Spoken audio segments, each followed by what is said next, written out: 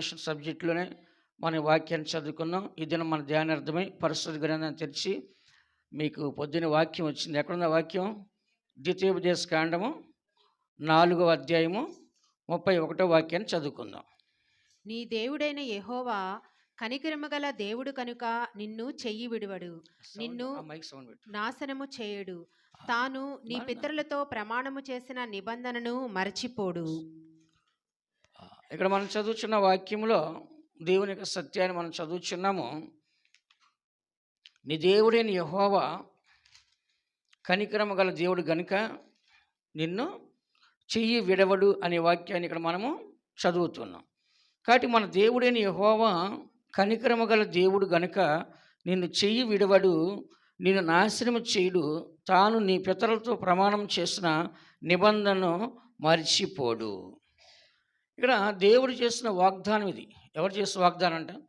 దేవుడు చేస్తున్న వాగ్దానంలో ఏమని మనం చదువుచున్నాం? నీ దేవుడిని యెహోవా కనికరము గలవాడు. ఫస్ట్ ఆయన ఎవరంట? కనికరము గలవాడు. బైబిల్లో రాసిన మీకు తెలుసు, కనికరం అన్నా, కృప అన్నా, కరుణ అన్నా, కటాక్షం అన్నా, కారుణ్యం అన్నా ఇవన్నీ ఒకటే. అది ఉన్నప్పుడే ఏదైనా మనం జరిగిద్ది. ఒక అడుక్కునే అబ్బాయి వస్తాడు, అమ్మ సహాయించండి, అయ్యా సహాయించండి అంటాడు.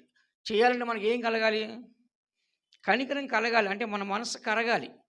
కనికరం అంటే ఏంటి? మనస్సు కరగటం అనమాట. అతను చూసి, అతను ఆ బాధ చూసి నా బాధలాగా జాలి పడినప్పుడు మన మనసు ఏం చేయాలి? కరిగిపోవాలి. కరిగినప్పుడు మనం ఏం చేస్తాం? ఆ వ్యక్తికి సహాయము చేస్తుంటాం. కాబట్టి దేవుని బిడ్డలైన మన అందరం కూడా దేవుని యొక్క సన్నిధిలో ఈ సత్యాన్ని మనం చదువుతున్నప్పుడు కనికరం అనేది ఉంటేనే ఎవరికైనా మనం సహాయము చేస్తాము. కనికరం లేదా చేస్తామా? చెప్పండి. నేను కూడా ఎన్నో సందర్భాల్లో బయటికి వెళ్తున్నప్పుడు బైక్లో పోతాను, కారులో పోతాను. పోయినప్పుడు పాపం నా డ్రెస్ చూడగానే ఏదో పెద్ద ధనవంతరంగా పరిగెత్తుకు వస్తారని చూడగానే ఈయన పెద్ద కోటేశ్వరుడు నా దగ్గరికి వస్తాను. ఏం చేస్తాం? 10 మందిలో గబుకుని 10, 20 ఇచ్చేస్తాను నేను. ఒక్కోసారి వాళ్ళ అంత మనిషి బాగుంటారు, అడుక్కుంటారు. నాకు మనసు కరగదు. ఎందుకని? నీకు ఏ రోగం లేదు, మంచి వయసులో ఉన్నావు, పని చేసుకోవచ్చు కదా, కుంటోడివా గుడ్డోడివా ముష్టెత్తుకోవడానికి అని నాకేమైంది? మనసు కరగదు. కరగనప్పుడు నేను ఇవ్వను. అదే నా మనసు కరిగిందంటే నేను ఎంత ఇచ్చేస్తాను వాళ్ళకి. దాని నుంచి ఆలోచించేది ఏముండదు నా దగ్గర. కాబట్టి మన మనసు కరగాలంటే అవతల మనిషి కష్టం మనకు కనపడాలి. యాక్టింగ్ చేస్తే మనకి కరగదు మనసు. కొంతమంది యాక్టింగ్ చేస్తారు. యాక్టింగ్ చేస్తే మనకు అర్థమైపోయింది చూడగానే. కొంతమంది బాగా మేకప్ అయ్యి ఒక పిల్లని పెట్టుకొని శంకలో, సార్ మాది వేరే ఊరండి, ఇక్కడికి వచ్చాము, మా వాళ్ళు లేరండి, ఛార్జీకి డబ్బులు ఇవ్వండి. అప్పుడు మనం ఏం చేయాలంటే, సరే నేను బస్సు ఎక్కించి టికెట్ కొనిస్తాను. ఇంకా రాదు వెనకాల. ఏం చెప్పాలంట? నువ్వు ఏ ఊరు పోవాలో నేను బస్సు ఎక్కించి ఏం చేస్తాను, టికెట్ కొనిస్తాను ఏమంటారు? వెళ్ళిపోతారు. ఇంకా అంత దొంగలన్నమాట. కష్టపడకుండా సంపాదిస్తారు. ఎలా అంటే కష్టపడకుండా సంపాదిస్తారు. అందుకని చెప్పేది అంటే దేవుడు కూడా మన మీద కనికర పడాలి. ఆయన కనికరం గలవాడే, దేవుడు కనికరం గలవాడే. కానీ కనికరం కలగాలంటే నిజమైన కష్టమో, నిజమైన బాధో, నిజమైన అవసరమో, నిజమైన వ్యాధో, నిజమైన సమస్య అనేది మనకు ఉన్నప్పుడే దేవుడు ఏం చేస్తాడు? కనికరాన్ని చూపిస్తాడు. అంతేగాని మనం యాక్షన్ చేసి మేము దేవుని బిడ్డలం కదా, మేము క్రైస్తవులం కదా, మేము ప్రార్థన చేస్తాం, మాకు దేవుడు ఎందుకు ఇవ్వడు అనేసి మనం ప్రౌడ్గా గర్వంగా మనం అనుకుంటే దేవుడు ఇస్తాడా? ఇవ్వడు. కానీ దేవుడు కనికరం గలవాడే. బైబిల్ అని రాస్తుంది, వారి అవిశ్వాసాన్ని బట్టి ఆయన అక్కడ అద్భుతం చేయలేదు. అంటే దేవుడికి విశ్వాసం లేదా? దేవుడికి విశ్వాసం ఉంది, వారికి ఏం లేదంట? విశ్వాసం లేదు. వారి అవిశ్వాసాన్ని బట్టి అక్కడ కార్యము చేయలేదు. విశ్వాసం లేకుండా దేవునికి ఇష్టమైనట అసాధ్యం. అంటే దీని అర్థం ఏంటి? నీ విశ్వాసం నిన్ను స్వస్థపరచును. అంటే దీని అర్థం ఏంటి? దేవుడు ఉన్నాడు చేయటానికి, కానీ పొందుకునే మనం కూడా ఎలా ఉండాలి చెప్పండి? ఆ విశ్వాసం మనకి ఉండాలి. అలాగా దేవుడు ఒక కార్యం మనకు చెయ్యాలి అని అంటే, దేవుని క్రియ మనలో జరగాలి అని అంటే, దేవుని బిడ్డన మనము ఇక్కడ చదువుతున్న వాక్యంలో నీ దేవుడిని యెహోవా కనికరం గలవాడు, ఆయన నిన్ను చెయ్యి విడవడు. చెప్పండి అందరూ, చెయ్యి విడవడు. ఇది కరెక్ట్గా ఉంది కదా? విడవడు ఎడబాడు అంటే కొంతమందికి అర్థం కాదు. చెయ్యి విడవడు అంటే ఏంటి? చెయ్యి పట్టుకుంటే దేవుడు ఏం చేస్తాడు? మనల్ని వదలడు. ఇప్పుడు ఒక చిన్న పిల్లోడు మనము కలిసి రోడ్డు మీద వెళ్తున్నాం అనుకోండి, పిల్లోడు మనం చేయి పట్టుకుంటే ఏం చేస్తాడు? వాడు వదిలేస్తాడు. కానీ మనం చిన్నపిల్లడు చేయి పట్టుకుంటే మనం వదలం, వాడు పారిపోవడానికి అవకాశము లేదు. కాబట్టి దేవుడు మనం చేయి పట్టుకోవాలా, మనం దేవుని చేయి పట్టుకోవాలా? చెప్పండి.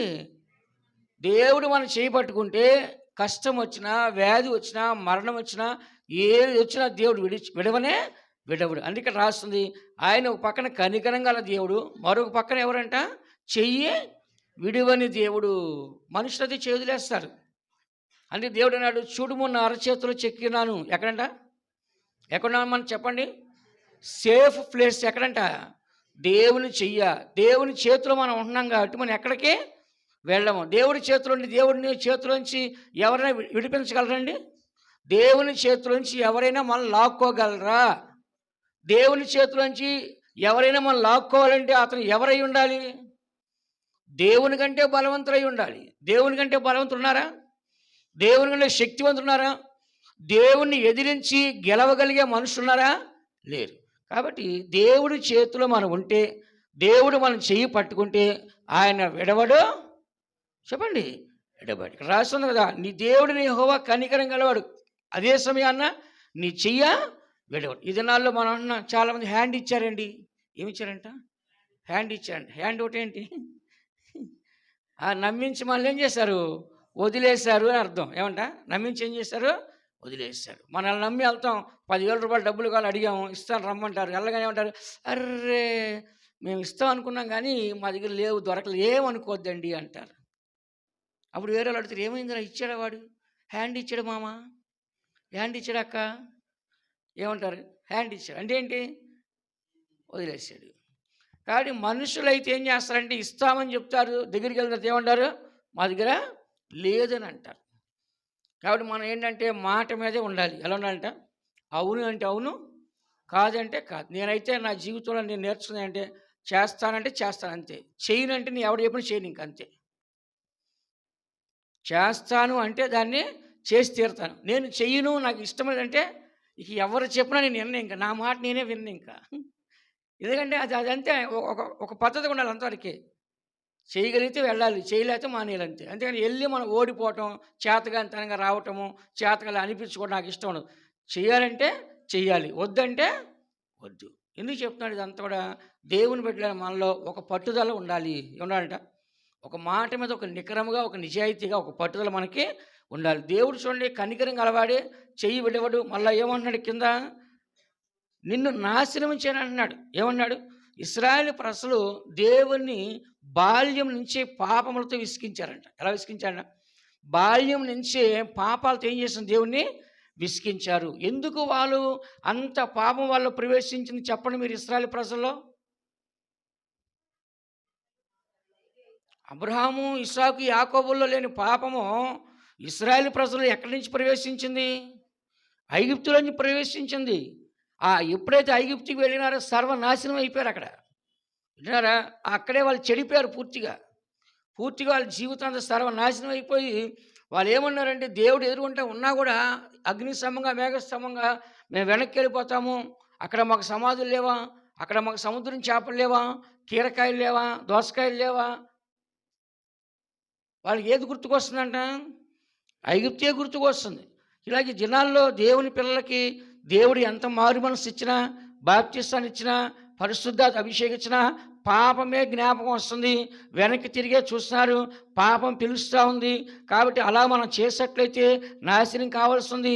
కానీ దేవుడు ఏమన్నంటే, నేను కనికరం గలవాడిని, మిమ్మల్ని చేయి విడిచిపెట్టను, మిమ్మల్ని నాశనం చేయను, నేను మీ పితరులకు చేసే వాగ్దానం బట్టి నేను మిమ్మల్ని మరిచిపోను అంటున్నాడు. ఏమన్నాడంట? చెప్పండి, ఏమన్నాడు ఆయన? మరిచిపోను. ఈ సంవత్సరం దేవుడు మనకి ఎలా ఉన్నాడు? కనికరం గల దేవుడిగా ఉంటున్నాడు. చెప్పండి అందరూ, కనికరం గల దేవుడిగా ఉంటున్నాడు. రెండోది ఏం చేస్తాడు ఆయన? చెయ్యి విడవని అంటున్నాడు. మూడోది ఏం చేస్తాడు ఆయన? నాశనము చేయను అంటున్నాడు. నాలుగోది ఏం చేస్తాడు ఆయన? మరిచిపోను. చెప్పండి అందరూ, ఏమనంట? ఎవరు చేసిన నిబంధన అండి? ఇప్పుడు మన పితరులతో చేస్తాడు. ఎవరు చేస్తాడ? ఎవరు వాళ్ళు? అబ్రహాము, ఇస్సాకు, యాకోబు. ఇప్పుడు వీళ్ళ మంచోళ్ళు కాదు, కానీ వీళ్ళని నాశనం చేయకుండా ఉండడానికి కారణం ఏంటి? వాళ్ళు చేసిన ప్రమాణం, నీ సంతానాన్ని ఆశ్రయిస్తాను, ఆకాశ నక్షత్రాలాగా, సముద్ర విసుగరేణిలాగా చేస్తాను వాగ్దానం చేసి కదా. ఇప్పుడు ఈ నాశనం చేసినట్లయితే అప్పుడు దేవుడు వాళ్ళు చేసే వాగ్దానం పోయినట్టే కదా. కానీ దేవుడు తన వాగ్దానం నిలబెట్టుకోవడం కోసం నేను మిమ్మల్ని నాశనం చేయను అంటున్నాడు. కానీ వీళ్ళందరూ ఎవరండి? నాశనానికి పాత్రులే. ఎవరన్నా? దేవుని విసిగించిన వాళ్ళే, దేవుని శోధించిన వారే, దేవుని సనిగిన వారే. ఓ పక్కన తింటూనే ఉన్నారు, తాగుతూనే ఉన్నారు, దేవుని దూషిస్తున్నారు, మోషేను దూషిస్తున్నారు, మిరియామును దూషిస్తున్నారు, అహరోను దూషిస్తున్నారు. కానీ వాళ్ళు దేనికి పాత్రలు? వాళ్ళు నాశనానికి పాత్రులు. అయినా కూడా దేవుడు ఏమంటున్నాడు చెప్పండి? కనికరం గలవాడిని, రెండోది చెయ్యి విడవను, మూడోది నాశనం చేయను. ఎవరిని బట్టి? అబ్రహాము, ఇస్సాకు, యాకోబులతో నీ సంతాన్ని ఆశ్రయిస్తాని వాగ్దానం చేస్తాడు కదా. మరి ఆ వాగ్దానం నిలబెట్టుకోవాలంటే దేవుడు ఏం చేస్తాడు? వాళ్ళని బట్టి వీళ్ళని నాశనం చేయట్లే. అంటే అలాగే దినాల్లో మనము కూడా ఇలా రక్షించబడ్డామంటే, మారు మనసు పొందామంటే, మన కొరకు మన ముందు పితరులు ప్రార్థనలు చేశారు, ఉపవాసాలు ఉన్నారు, కన్నీళ్ళు కార్చారు. ఈ దినాన్ని మీ మధ్యలో నేను ఒక సేవకుడిగా ఇక్కడ నిలబడ్డానంటే కారణం, మా అమ్మ రాత్రంతా ఏడ్చి ప్రార్థన చేసేది. రాత్రంతా మోకాళ్ళు వేసి ఏడ్చి ప్రార్థన చేస్తే నేను అనేవాడిని, ఏంటి ఈ దరిద్రం మా కొంపలో, రాత్రంతా ఏడుపులేంటి? ఎవరు చచ్చారు ఇక్కడ? మా అమ్మని తిట్టేది నేను. ఎవరు చచ్చారు? నీ మొగుడు చచ్చాడా? నీ పిల్లలు చచ్చారా? ఏంటి ఏడుపు? ఈ రాత్రంతా ఈ దరిద్రం కొంపలో భరించలేకపోతున్నాము అని నేను అనేవాడిని. మా నాన్న చెల్లి ఎగ్గురు తన్నేవాడు ఆమెని మోకాళ్ళు వేసి ప్రార్థన చేస్తే. అయినా ఆమె ఏం చేసింది? ప్రార్థన చేసింది, ముగ్గురు పిల్లలు మమ్మల్ని రక్షించుకుంది. ఆమె పరలోకి వెళ్ళిపోయింది. దేవుడి యొక్క కృప ఏంటంటే ఆమె 100% మంచి వ్యక్తి. ఏనాడు ఒకళ్ళు ఒక మాట అనలేదు, ఒకళ్ళతో ఒక మాట అనిపించుకోలేదు. అంత మంచి వ్యక్తి. చివరికి దేవుని కృప బట్టి నేనే పోయి సమాధి చేశాను. 2015లో వాకాడులో సేవ చేస్తాను, కోట వాకాడులో. అక్కడి నుంచి విజయవాడకి వెళ్ళి ఆదివారం నాడు నేనే సమాధి చేసి ఆ భాగ్యం నాకు దొరికింది. ఎందుకు చెప్తానంటే దేవుని బిడ్డలు మనము మన కొరకు ఎవరో కన్నీళ్ళు కార్చి ఉండబట్టి ఈరోజు మన రక్షణలోకి వచ్చినాం. అనేకులు చేసే ప్రార్థన దినాన్ని ఇక్కడ మనము కనపడుతున్నాం. విన్నారా? మా అమ్మ ఉన్నంతకాలం నాకు ధైర్యం ఉండేది. ఏమంటే మా అమ్మ నా కోసం ప్రార్థన చేస్తుంది. నేను ఎప్పుడు కనపడినా కూడా ఆమె ఏమంటుందంటే, మామూలుగా మాట్లాడి కానీ మా విషయాలు నువ్వు అడగొద్దు, నువ్వు మమ్మల్ని వదిలేసి వెళ్ళిపోయావు కాబట్టి నువ్వు మంచిగా సేవ చేసి అలాగే దేవుని దగ్గరికి వెళ్ళిపో, మళ్ళీ మా గురించి ఆలోచన చేయొద్దు, మా విషయాలు నీకు చెప్పు, మా విషయాలు నువ్వు అడగొద్దు అనేది ఆమె. కనీసం వచ్చుడు కనబడేది, మళ్ళీ వెళ్ళిపోయేది ఆమె. ఎందుకు చెప్తున్నా అంటే ఈ దినాన్ని ఇక్కడ నా గొప్పతనం కాదు ఇది. ప్రతిరోజు లేపి ఉదయాన్నే క్యాలెండర్ దగ్గర తీసుకెళ్ళి, మీకు ఇచ్చిన క్యాలెండర్లో వాక్యం ఎంతమంది చదువుతాం నాకు తెలియదు, కానీ ఉదయాన్నే తీసుకెళ్ళి ఈరోజు వాక్యం నా చేత మా అమ్మ చదివించి ఆ ముసుకేసి ఏం చేసేది? ప్రార్థన చేసేది. చాలా సంతోషం నీకు అనివ్వండి. నేను ఏంటంటే నువ్వు అనుకున్నట్టుగా చేసా కదా, ఆ వాక్యం చదివాను, ప్రార్థన చాలా అనేవాడిని. చూడండి, అలాంటి వ్యక్తి నేను. చర్చికి వెళ్ళినప్పుడు బైబిల్ ఒక కవర్లో, ప్లాస్టిక్ కవర్లో చుట్టి అటు ఇటు చూసి చర్చిలోకి వెళ్ళేవాడిని. చర్చను బయట అటు ఇటు చూసి బయటకు వచ్చేవాడిని. అంటే ఎవరిని చూస్తారేమో నాకు నామోష్. నాకు ఎందుకు చెప్తున్నా అంటే ఒకనొక కాలంలో నేను కూడా దేవుని ఎరగిన మనిషిని. దేవుడు అంటే నాకు తెలియదు.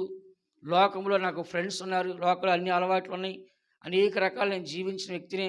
కానీ దినాన్న ఈ స్థలంలో ఉన్నానంటే ఇది నా గొప్పతనం కాదు, నా మంచితనం అయితే ఏది కూడా కాదు. ప్రతిరోజు నేను చెప్పానంటే, ప్రభువా ఈరోజు ఉన్నానంటే ఎంతమంది పరిస్థితులు, ఎంతమంది దేవుని పిల్లలు ప్రార్థన చేసి ఈరోజు ఇక్కడ నేను ఉన్నానని చెప్పేసి నేను కృతజ్ఞత కలిగి ఉంటాను. ఈ దినాన్ని మనం ఉన్నామంటే మనం చేసే ప్రార్థన, మనం చేసే విశ్వాసం, మనం చదివే బైబిల్ కాదండి, మనకు ముందు పునాదులు వేశారు. ఏం చేస్తారంట?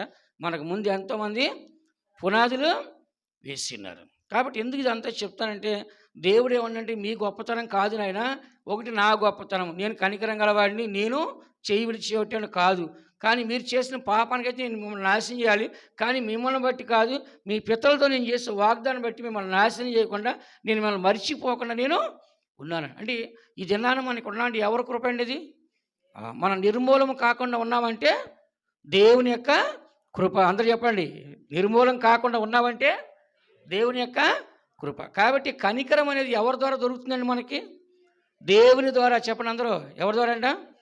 దేవుని ద్వారా మనకి దినాన్ని సమృద్ధిగా కనికరం దొరుకుతుంది. మనం కరుణ పొందుకుంటున్నాము, కృపను పొందుకుంటున్నాము, కటాక్షాన్ని పొందుకుంటున్నాము, కారుణ్యాన్ని పొందుకున్నా అంటే ఎవరు గొప్పతనం? అది దేవుని గొప్పతనం. దేవుడు ఇచ్చిన గొప్పతనం తప్పితే మన మంచితనం చూస్తే ఒక్క నిమిషం కూడా ఉండదండి. చెడ్డయే 100 ఉంటాయి మన దగ్గర, మంచిది ఒకటి ఉంటుంది. ఒకరోజు మంచిగా ఉంటే 10 రోజులు చెడ్డగా ఉంటాం మనం. ఒక గంట మంచిగా ఉంటే 10 గంటలు చెడ్డగా ఉంటాం మనం. మన నీతి నిలబడేది కాదు, మన పరిశుద్ధత నిలబడేది కాదు. ఏది కూడా మన హృదయంలోనే తప్పు చేస్తాం, మనసులోనే తప్పు చేస్తాం, మాటలోనే తప్పు చేస్తాం, ఆలోచనలో తప్పు చేస్తాం, ఊహల్లో తప్పు చేస్తుంటాం, స్వభావంలో తప్పు చేస్తున్నాం. మనిషి అన్ని రకాలుగా చేసేది తప్పే. ఏమంట? అన్ని రకాలు చేసేది తప్పే. కాబట్టి దేవుని బిడ్డలైన మనకు దేవుడు ఒక మంచి మార్గంలో ఉండాలి, నేను ఒక ఉన్నతమైన స్థితిలో ఉన్నాను కాబట్టి మీరు ఉన్నతమైన స్థితిలో ఉండాలని చెప్పేసి దేవుడు మనకు మంచి నేర్పిస్తాడు, కానీ మనల్ని భయపెట్టి లొంగ తీసుకోవడానికైతే కానే కాదు. నాలాగా మీరు జీవించితే మీరు నాతో కూడా సింహాసనంలో ఉంటారు, మహిమలో ఉంటారు. అందుకని ఇక్కడ చదువుతున్న వాక్యము, దేవుడు చెప్పిన వాగ్దానం, ఈ సంవత్సరం మనకి ఇచ్చిన వాగ్దానం, ఈ సంవత్సరం అంతా మనం చెప్పుకోదగ్గ వాగ్దానం. ఏం వాగ్దానము? నీ దేవుడిని యెహోవా కనికరం గలవాడు, నిన్ను చెయ్యే విడు. ఇది రాసి పెట్టుకోండి. ఈ సంవత్సరం దేవుడు మనకిచ్చిన వాగ్దానం. కాబట్టి ప్రతి దేవుని బిడ్డ యొక్క జీవితంలో దేవుని కనికరం లేకపోతే దేవుని దగ్గర ఒక్క ఆశీర్వాదం కూడా మనం పొందడానికి వీలు కానే కాదు. దేవుడి దగ్గర కనికరం దొరికితేనే, దేవుడు మనకు కనికరాన్ని ఇస్తేనే ఈ దినాన్ని మనం ఆశీర్వాదకరంగా ఉంటాము. దేవుడు మనల్ని కనికరించకపోతే, దేవుడు కనికరం లేకపోతే దేవుని కార్యాల్లో ఒక్క కార్యం కూడా మన జీవితంలో జరిగిద్దా? మీరు చెప్పండి, జరిగిద్దా? జరగదు. అందుకని లూకాసు వార్త 6వ అధ్యాయము, లూకాసు వార్త 6వ అధ్యాయము 36 వాక్యాలు మీరు చదివితే దేవుడు చెప్పిన మాట చదవండి. కాబట్టి మీ తండ్రి కనికరము గలవాడై ఉన్నట్టు మీరును కనికరము గలవారై ఉండుడి. ఇక్కడ మనం చదువుతున్న వాక్యంలో మీ తండ్రి కనికరం గలవాడై ఉన్నట్టు మీరును కనికరం గలవారై ఉండండి. యేసుప్రభు చెప్పిన మాట స్వయంగా, యేసుప్రభు స్వయంగా చెప్పిన మాట ఏంటంటే, పరలోకంలో మీ తండ్రి కనికరం గలవాడు కనుక మీరు ఎలా ఉండాలంట?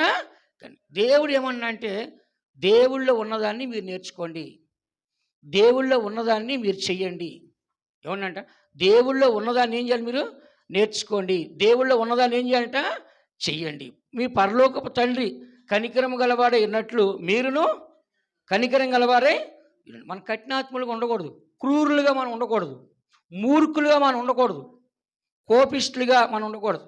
ఎప్పుడు కూడా ఒక కనికరాన్ని ఏం చేయాలంట? మనము చెప్పండి, చూపించాలి. కనికరం ఏం చేయాలంట? చూపించాలి. కాబట్టి కనికరం అనేది లేకపోతే దేవుడు మన కనికరాన్ని చూపిస్తాడా? చెప్పండి. దేవుని యొక్క కనికరం మనం పొందుకోవాలంటే మనం కూడా ఏం చేయాలి? కనికరం గలవారికి ఉండాలి. కొంతమంది ఏం చేస్తారు సార్, ఎవరిని కనికరించరు, ఎవరికి ఎలాంటి సహాయం చేయరు, కానీ వీళ్ళకి మాత్రం అందరూ చేయాలంట. ఏం చేయాలంట? వీళ్ళ మాత్రం ఎంగిల్ చేత్తో కాకిని కొట్టరంట, ఎంగిల్ రాలిపోతారు తినేటప్పుడు. వీళ్ళ మాత్రం ఎంగిల్ చేత్తో కాకిని కొడితే 2 మెతులు కింద పడిపోతాయని కాకిని కూడా కొట్టరంట. అలాగా వీళ్ళ మాత్రం ఎవరికి ఏ ఉపకారం చేయరు, కానీ వీళ్ళకి మాత్రం ఏం చేయాలంటే అందరూ చేయాలి అని కోరుకుంటా. అది కుదిరిద్దండి? కుదిరిద్దా? ఏది విత్తుతావో అదే కోస్తావు, ఏ కొలత కొలుస్తావో ఆ కొలతే కొలబడదు, ఏ తీర్పు తీరుస్తావో ఆ తీర్పే తీయబడదు. కానీ మనమేమో ఎవరికి ఏమి చేయము, కానీ అందరూ మాత్రం మనకే చేయాలి. అందుకే చెప్తారు, నాది నాదే నీది కూడా నాదే అంట. ఏమంట? నాది నాదే నీది కూడా. మా ఇంటికి వస్తే ఏం తెస్తావు, మీ ఇంటికి వస్తే ఏమి ఇస్తావంట. ఏమంట? మా ఇంటికి వస్తే ఏం తీసుకుని వస్తావు, మీ ఇంటికి వస్తే ఏమి ఇస్తావంట. అంటే 2 సైడ్లు ఏం కావాలంటే వీళ్ళకి? తీసుకోవటమే కానీ ఇచ్చేది మాత్రము లేదు. కొంతమంది తీసుకుంటారే కానీ ఎవరికి ఏమి ఇవ్వరు. ఒకవేళ తీసుకున్నా తిరిగి ఇచ్చే అలవాటు మాత్రమో ఉండదు. ఇంకా ఎందుకు దేవుని పెట్టాను? మనందరం కూడా దేవుడు మంచి మనకు నేర్పిస్తాడు. ఏం నేర్పిస్తాడంట? మీ పరలోకపు తండ్రి కనికరం గలవాడు కనుక మీరు ఏం చేయాలంట? కనికరాన్ని ఏం చేయాలంట? చూపించండి. కాబట్టి మన దేవుడు ఆయనలో ఉన్నదాన్ని మనం నేర్చుకోమంటున్నాడు. ఏమన్నాడు? మన తల్లిదండ్రులు ఏమన్నా, అరే నేను చెప్పేది కూడా వినరా, బాగుపడతావు, మేము ఇలా చేసి పైకి వచ్చారా, మా బుద్ధులు నీకు రావాలరా, మాలాగా నువ్వు ఉండాలరా, మంచి పేరు తెచ్చుకోవాలరా అంటారు. అలానే యేసుప్రభువు ఏంటంటే, పరలోకమున్న తండ్రి ఎలాంటి కనికరం గలవాడో మీరు కూడా అలాంటి కనికరాన్ని పొందుకోండి. కాబట్టి దేవుడు కనికరం గలవాడు. కాబట్టి ఆయన క్యారెక్టర్ గురించి ఇక్కడ రాస్తుంది. ఏమని రాస్తుందో తెలుసా? చదవండి 37వ వాక్యంలో. తీర్పు తీర్చుకుడి, అప్పుడు మిమ్మును గూర్చి తీర్పు తీర్చబడదు. నేరము మోపకుడి, అప్పుడు మీ మీద నేరము మోపబడదు. క్షమించుడి, అప్పుడు మీరు క్షమింపబడుదురు. ఇయ్యుడి, అప్పుడు మీకు ఇయ్యబడును. అణచి కుదిలించి దిగజారునట్లు నిండు కొలతను మనుషులు మీ ఒడిలో కొలుతురు. మీరు ఏ కొలతతో కొలుతురో ఆ కొలతతోనే మీకు మరలా కొలువబడనని చెప్పెను. చాలండి. కనికరం గలవారు చేయాల్సిన కార్యాలు 35 వాక్యం కూడా రాస్తుంది. ఎట్టి వారిని గూర్చి నిరాశ చేసుకొనక మీ శత్రువులను ప్రేమించుడి, మేలు చేయడి, అప్పయుడి, అప్పుడు మీ ఫలం పరలోకములో గొప్పదయ్యుండును. దేవుని సర్వోన్నతిని కుమారులైందురు. ఆయన కృతజ్ఞత లేని వారి ఎల్లా దుష్టుల ఎల్లా ఉపకారి అయి ఉన్నాడు. కాబట్టి ఇక్కడ ఈ 35, 36, 37, 38 వాక్యాల్లో దేవుడు ఏంటంటే మంచివారికి మంచి చేయమన్నాడా, చెడ్డవారు కూడా మంచి చేయమన్నాడా? చెప్పండి. దేవుడు కృతజ్ఞత లేనివారు ఎడల దుష్టుల ఎడల కూడా మంచి చేస్తాడంట. కృతజ్ఞత లేనివారు దుష్టులు కూడా. అలాగే ఇక్కడ ఏమన్నాడు ఆయన? శత్రువులు ప్రేమించండి. 34 ఇంకా రాస్తుంది, ఇంకా బాగా రాస్తుంది. మీరెవరి యొద్ద మరలా పుచ్చుకున్న వాళ్ళని నిరీక్షించరో వారికి అప్పు ఇచ్చిన ఎడల మీకేమీ మెప్పు కలుగును. పాపులను తాము ఇచ్చినంత మరలా పుచ్చుకున్న వాళ్ళని పాపులు అప్పు ఇచ్చేదారు కదా. కాబట్టి ఎవరికైనా సరే మనం ఏదైనా ఇచ్చినప్పుడు మనకు తిరిగి ఇస్తారు అంటేనే మనం ఇస్తాం. కానీ దానివల్ల నీకేం లాభం ఉంది? నువ్వు ఇచ్చిన తర్వాత నువ్వు తిరిగి తీసుకోకుండా ఉంటే నువ్వు మంచి చేసినట్టు, ఇచ్చింది మళ్ళీ నువ్వు తిరిగి తీసుకుంటే మంచి చేసినట్టు. దానిలో ఏం లాభం ఉంది? లేదు. కాబట్టి ఇక్కడ చదువుతున్న వాక్యంలో దేవుడు ఏమన్నంటే మీ పరలోకపు తండ్రి కనికరము గలవాడు కనుక మీరును కనికరము గలవారే ఉండండి. కాబట్టి ఈ దినాల్లో మనకు కనికరం కావాలా వద్దా చెప్పండి? చెప్పండి. దేవుడు కనికరం గలవాడు ఉండబట్టి ఈ దినాన మనం ఇలా ఉన్నాం. దేవుడు కనికరం గలవాడు కాకుండా ఇశ్రాయేలు ప్రజల్ని నాశనం చేసినట్లుగా మనల్ని నాశనం చేస్తే భూమి మీద ఒక్కరు కూడా ఉండరు. అందుకని దేవుని పెట్టిన మనము ఇక్కడ దేవుడు కనికరిస్తున్నాడు. ఎలాంటి ఘోర పాపనైనా ఇశ్రాయేలు ప్రజలు పాపం చేసినప్పుడు పితరుల యొక్క వాగ్దానము నిబంధనని దేవుడు జ్ఞాపకం చేసుకొని ఏం చేస్తాడంటే వాళ్ళని నాశనం చేయకుండా వాళ్ళని రక్షించాడు. కానీ వాళ్ళని నాశనం చేయాల కారణం ఏంటంటే కనికరము. ఏమంట చెప్పండి అందరూ? కనికరము. ఇశ్రాయేలు ప్రజలు వాళ్ళు చేసిన పాపను ఒప్పుకునేవారు కాదు. ఇశ్రాయేలు ప్రజలు వాళ్ళు చేసిన పాపాన్ని ఒప్పుకునేవాళ్ళు కాదు. కానీ మోషే ఒప్పుకునేవాడు. పోయి అయ్యా వాళ్ళ పాపాలని నేను నా మీద చేసుకున్నాను, ఏంటి వాళ్ళని నాశనం చేస్తా కాబట్టి నా పేరు కూడా తీసేయండి. వాళ్ళ పాపాల కొరకు ఎవరు ప్రార్థన చేశారు? వెళ్ళి మోషే ప్రార్థన చేశాడు. కాబట్టి దేవుని బిడ్డలైన మనము ఈ సత్యాన్ని మనం చదువుచున్నాం. ప్రతి మనిషికి జీవితంలో తన పాపాలు ఒప్పుకుంటేనే కనికరం దొరికిద్ది. చెప్పండి అందరూ. సామెతల గ్రంథము 28వ అధ్యాయం 13వ వాక్యం. సామెతల గ్రంథము 28వ అధ్యాయము 13వ వాక్యాన్ని ఒకసారి చదువుకుందాం. అతిక్రమములను దాచిపెట్టువాడు వర్ధిల్లడు, వాటిని ఒప్పుకొని విడిచిపెట్టువాడు కనికరము పొందును. కాబట్టి ఇక్కడ చదువుతున్న వాక్యంలో అతిక్రమములు దాచిపెట్టువాడు వర్ధిల్లడు, వాటిని ఒప్పుకొని విడిచిపెట్టువాడు కనికరం పొందు. కాబట్టి అతిక్రమాలు దాచిపెట్టకూడదు. ఏదైతే అతిక్రమం అంటే అతిక్రమించి మనం చేస్తున్నామో ఆజ్ఞ అతిక్రమమే పాపము, పాపల జీతము. మనం ఏదైతే ఒక ఆజ్ఞ దేవుడు ఇచ్చాడో దాన్ని అతిక్రమించి మనం చేసినప్పుడు అది పాపముగా ఉంటుంది. కాబట్టి అతిక్రమించి చేసిన ప్రతి పాపాన్ని మళ్ళా దేవుని స్థలంలో మనం ఏం చేయాలంటే ఒప్పుకోవాలి. ఏం చేయాలంట చెప్పండి. ఒక తప్పు చేసి పిల్లవాడిని స్కూల్లో టీచర్ పట్టుకుని ఏమడిగిద్ది చెప్పండి? టీచర్ ఏమడిగిద్ది? నువ్వు చేసిన తప్పు ఒప్పుకో, ఇంకోసారి చేస్తావా చేయనంటాడు. సరే, ఒకసారి చేస్తే మాత్రం వదిలేదు అంటారు. ఇదే ఫస్ట్ టైం. రెండోసారి అయితే ఒప్పుకునేది లేదు. ఇంకా అలాగనే దేవుని సన్నిధిలో కూడా మనం ఏం చేయాలంటే ఏ తప్పు అయితే మనం చేస్తున్నామో, ఈరోజు ఎవరినైతే తిట్టున్నామో, ఎవరినైతే మనం మోసం చేస్తున్నామో, ఎవరికైతే మనం కిడు చేస్తున్నామో, ఎవరి దగ్గరైతే అబద్ధం ఆడామో, ఎవరికైతే అన్యాయం చేస్తున్నామో, ఎవరికైతే మాట ఇచ్చి మాట తప్పినామో దాన్ని దేవుని సన్నిధికి వచ్చి కన్నీళ్ళు కార్చి ప్రార్థన చేసి మరలా వాళ్ళ దగ్గరికి పోయి ఏం చేయాలి? సమాధానపడి వాళ్ళకి ఇచ్చేయాలి. మనం ఏం చేయాలి? వాళ్ళకి ఇచ్చేయాలి. ఆ పని ఎవరు చేశారు? జక్కయ్య. ఎవరంట? జక్కయ్య. ఎవరి యొద్ద నేను తీసుకున్న వాళ్ళకి 4 గంటలు ఇచ్చేస్తున్నాడు. ఎన్నో మనం తెలియచేసాం, కానీ మన తప్పు తెలుసుకున్నది ఏం చేయాలి? మనం దాన్ని తిరిగి ఇచ్చేయాలి. కాబట్టి దేవుని బిడ్డ మనము ఈ దినాల్లో మనం చాలామందిని చూస్తామండి.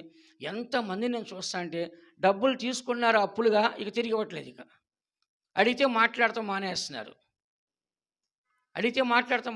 ఎక్కడ చూసి ఇదే కేసులు. నా దగ్గర 100 కేసులు, నాకు 100 ఫోన్లు వస్తుంటాయి. ఎక్కడెక్కడి నుంచో తెలిసిన అందరూ కూడా ఫోన్ చేసి నాకు తెలియని వాళ్ళు కూడా యూట్యూబ్లో మనము ఈ నెంబర్ పెట్టే ఫోన్ నెంబరు అందరూ ఫోన్ చేసి, అయ్యా నాకు ఇన్ని లక్షలు రావాలి, నాకు అన్ని లక్షలు రావాలి, ఇలా మోసం చేస్తారు, వాళ్ళు మోసం, ఇదే గోల.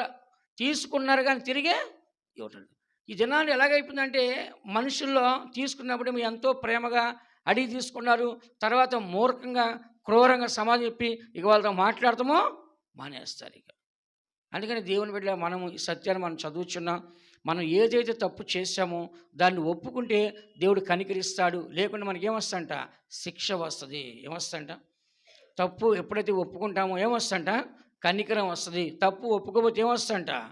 ఇప్పుడు ఒక మనిషి మర్డర్ చేసి డైరెక్ట్గా పోలీస్ స్టేషన్కి వెళ్ళిపోయి, అయ్యా నేను మర్డర్ చేశాను, ఇలా మోసం జరిగింది, అన్యాయం జరిగింది, అందుకే నేను చంపానని సరెండర్ అయిపోతే అతనికి శిక్ష తక్కువ అంట. ఒకటి శిక్ష తక్కువ, రెండో అతను కొట్టరు ఇంకా అతన్ని. అదే వాడు చంపేసి పారిపోతే కనుక వాడిని పట్టుకొని వచ్చి చిత్ర హింసలు పెడతారండి. కానీ డైరెక్ట్ ఒప్పుకుంటే ఏమైందండి అతనికి శిక్ష? చెప్పండి. శిక్ష తగ్గిద్ది అంట. శిక్ష తగ్గిద్ది, రెండో అతను కొట్టరు అనమాట. అదే చంపేసి పారిపోతే ఏం చేస్తారు?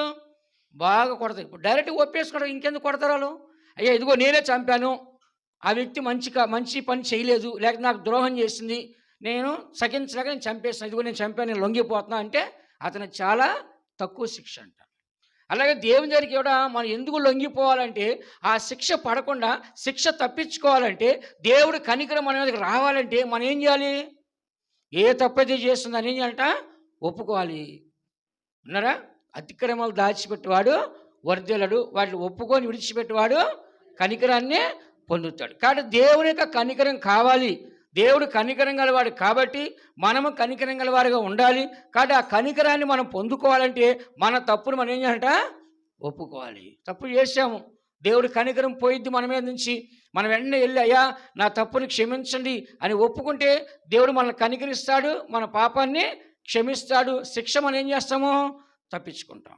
విన్నారా? శిక్ష మనం ఏం చేస్తాం? తప్పించుకుంటాం. అందుకని ప్రతి దేవుని బిడ్డలారా మన తప్పును మనం ఒప్పుకున్నప్పుడు దేవుడు మన పాపాలు ఏం చేస్తాడంటే క్షమించడానికి కనికరమ గల దేవుడు. ఎవరంట? కనికరం గల దేవుడు. దానియేలు గ్రంథము 9వ అధ్యాయం 9వ వాక్యం చదవమ్మా. దానియేలు గ్రంథము 9వ అధ్యాయము 9వ వాక్యాన్ని చదువుకుందాం. మేము మా దేవుడైన యెహోవాకు విరోధముగా తిరుగుబాటు చేసితిమి, అయితే ఆయన కృపా క్షమాపణలు గల దేవుడై ఉన్నాడు. ఇక్కడ మనం చదువుతున్నాం, మా దేవునికి మేము విరోధంగా పాపము చేస్తున్నాము, అయితే ఆయన కృపా క్షమాపణ గల దేవుడైనాడు. కానీ దేవునికి విరోధంగా మేము పాపం చేస్తాం, ధర్మశాస్త్రానికి తిరుగుబాటు మేము చేస్తున్నాం, వాక్యానికి విరోధంగా మేము జీవించున్నాం, మేము మా పితరులు అందరం తప్పు చేస్తాము. అయినప్పుడు కూడా దేవుడు ఏంటంటే కృపా కనికరం గల దేవుడు. ఎవరంట? కృపా ఎందుకని వాళ్ళు ఒప్పుకున్నారు. ఆ పైన వాక్యం కింద వాక్యం తర్వాత చదువుకోండి. వాళ్ళ తప్పులు ఒప్పుకున్నారు కాబట్టి దేవుడు ఏం చేస్తాడు? కృపగలవాడుగా కనిపించాడు. అదే వాళ్ళ తప్పులు ఒప్పుకోకపోతే దేవుడు కృపగలవాడు కనపడతాడండి? చెప్పండి, కనపడతాడా? కనపడతాడు. మీకు చెప్పాను పోయిన వారం, నోవాహు కాలంలో జలప్రలయం వచ్చింది, కానీ నోవాహు కుటుంబం మాత్రం రక్షించబడింది. ఎందుకని? యెహోవా యందు కృప పొందినవాడు. ఎవరైనా? నోవాహు. లోతు కాలంలో కూడా అగ్ని పంపిస్తున్నాడు, కానీ లోతుని తెప్పించాడు. ఎందుకని? నా ఎడల నీవు కృపను కనుపరుచుతూ కనుక నన్ను తప్పిస్తున్నావు కాబట్టి అని చెప్తున్నాడు. అంటే అక్కడ ఎవరికి ఆయనకి ఏం దొరికింది? కృప దొరికింది. కృప దొరకబట్టే వాళ్ళకి తప్పించబడ్డారు. కృప దొరకపోతే వాళ్ళు తప్పించబడేవాళ్ళు కాదు. అలానే దినాల్లో మనకు కూడా దేవుని కృప దొరకాలంటే మనం సాతాను చేతిలో మనం ఉండకూడదు, దేవుని చేతిలోకి రావాలి. దావీదు ఒకరోజు తప్పు చేశాడు. అప్పుడు దేవుడు అడిగాడు, 3 సంవత్సరాలు 3 నెలలు కరువు కావాలా, లేకంటే 3 సంవత్సరాలు శత్రువులు తరమబడతావా అని దేవుడు 3 కండిషన్లు పెట్టాడు. అప్పుడు దావీదు అన్నాడు, నీ చేతిలో పట్టడమే నాకు మంచిది అన్నాడు. ఏమనంట? శత్రువుల చేతిలో పడేదానికంటే నీ చేతిలో పడటమే, నువ్వే శిక్షించని చెప్పాడు. ఇశ్రాయేలు ప్రజలు ఏం చేస్తారు? గొర్రెలు వంటి వాళ్ళు. నేనుగా తప్పు చేసింది, నన్ను నా ఇంటి వారిని శిక్షించండి అని దావీదు ఏం చేస్తాడు? తన తప్పునే ఒప్పుకున్నాడు. అలాగే దినాల్లో మనం తప్పు చేసి ఇతరుల మీద నేరం మోపేయటమో, ఇతరుల మీద తోసేయటమో, మనం గమ్మును ఏం తిన్నట్టు ఉంటామో అలా చేయొచ్చా? చెప్పండి, చేయొచ్చా? చేయలేదు. దేవుడు అన్నీ చూస్తున్నాడు. ఏం చేస్తాడా? మనుషులు మనం మోసం చేయొచ్చు, దేవుని మోసం చేయగల చేయలేం. కాబట్టి ఈ సంవత్సరం అంతా మనము దేవుని దగ్గర మన తప్పులు ఒప్పుకోలే వద్దా? చెప్పండి. ప్రతి నిమిషం కూడా మనం చేసే ప్రతి తప్పు ఏం చేయాలంట? ఒప్పుకుంటే మనకి ఏం దొరికిద్ది? కనికరం దొరికిద్ది. మనం ఒప్పుకోకపోతే కనికరం దొరికిద్దా? దొరకదు. అందుకని కృపను పొందారంటే నోవాహు, లోతు దేవుని కృప వాళ్ళకు ఉండబట్టి వాళ్ళందరిని నాశనం చేసిన వాళ్ళు మాత్రం దేవుడు ఏం చేశాడు? తప్పించాడు. అందుకని మీకా గ్రంథంలో మనం చదివినట్లయితే, దానియేలు కూడా మనం చదివినాం, మీకాలు కూడా మనం చదివితే 7వ అధ్యాయము 18వ వాక్యం మనం చదివితే, ఆయన కనికరము చూపుట యందు సంతోషించువాడు కనుక నిరంతరము కోపముంచడు. అవసరమైన మైకు కొంచెం తగ్గించుకో, హెమ్మింగ్ వచ్చేస్తుంది. ఇక్కడ మనం చదువుతున్న వాక్యంలో దేవుడు ఎవరంటే కనికరము గల దేవుడు. చెప్పండి అందరూ, ఏ దేవుడు అంటే ఆయన కనికరము గల దేవుడు. ఇక్కడ రాస్తుంది కదా, ఏమని రాస్తుంది? తన స్వాస్థ్యములో శేషించిన వారి దోషమును పరిహరించి వారు చేసిన అతిక్రమల విషయమై వారిని క్షమించు దేవుడు అయినా నీతో సమానైన వాడు ఉన్నాడా? దేవుడు ఉన్నాడా? ఆయన కనికరము చూపుట యందు సంతోషించువాడు గనక నిరంతరము కోపించువాడు కాదు. కాబట్టి దేవుడు ఇశ్రాయేలు ప్రజల్ని ఏ క్షణం కూడా నాశనం చేయడానికి సిద్ధపడకుండా ఉండడానికి గల కారణం అంటే దేవుళ్ళో ఉన్న కనికరం అడ్డం వస్తుంది. ఎవరు అడ్డం అంట? దేవుళ్ళో ఉన్న కనికరం అడ్డం వచ్చేసి, అంటే ఇప్పుడు కొంతమంది చెప్తారు నా మంచితనమే అడ్డం వచ్చేస్తుంది అంటారు. ఏమడ్డం వస్తుందంట? ఒక మనిషి కిలి చేయకుండా, ఒక మనిషి మీద కోపపడకుండా, ఒక మనిషిని తిట్టకుండా, ఒక మనిషిని కొట్టకుండా నేను ఇలా ఉంటున్నా అంటే కారణం నా మంచితనం ఏంటి అంటారు. ఏమంటారంట? మంచితనం. కాబట్టి దేవుళ్ళు ఏముందండి? కనికరము. చెప్పండి అందరూ, ఏముందంట? కనికరము. అందుకని చదువుతున్న వాక్యంలో ఏమని మనం చదువుతున్నామో, ఆయన కనికరము చూపుట యందు సంతోషించువాడు గనుక నిరంతరము కోపించువాడు కాదు. దేవుడు ఎవరంట? కనికరం ఎలా చూపిస్తాడంట? సంతోషంగా. కొంతమంది చూడండి, కొంతమంది క్షమించాడు మనస్ఫూర్తిగా క్షమిస్తారు. కొంతమంది క్షమించావా అంటే ఏంటి? ఇష్టం లేదు వాళ్ళకి, ఇష్టం లేకుండా క్షమిస్తారు. క్షమించలే, చేసినంత చేసేసి ఇప్పుడు సారీ క్షమించు అంట, లే అంటారు. కానీ దేవుని వాక్యం చెబుతుంది సంతోషంగా క్షమిస్తున్నాడు. ఎలా క్షమిస్తాడంట చెప్పండి? సగం క్షమించి సగం లోపల పెట్టుకొని, పైకి క్షమించి లోపల పెట్టుకొని అలా చేయట్లా. దేవుడు క్లియర్గా ఏమన్నాడు? క్షమించడానికి, కనికరం చూపించాకి సంతోషంగా ఉన్నాడంట. అందుకని మనం చేసే పని ఏదైనా సంతోషం చేయాలి. సగం దుఃఖంతో, సగం బాధతో అలా అంతా మనం చేయకూడదు. చేసేదని ఏం చేయాలంట? కంప్లీట్ చేయాలి. అందుకని సగం చేయకూడదు ఏ పని కూడా. సగం చేస్తే చేసినా ఒకటే, చేయకపోయినా ఒకటే. కానీ దేవుడైతే కనికరం చూపించాకి సంతోషంగా ఉన్నాడు. వాళ్ళని క్షమించక, చూడండి ఎంత చక్కగా రాసిన ఆ మాట. ఏమని రాస్తుందో తెలుసా?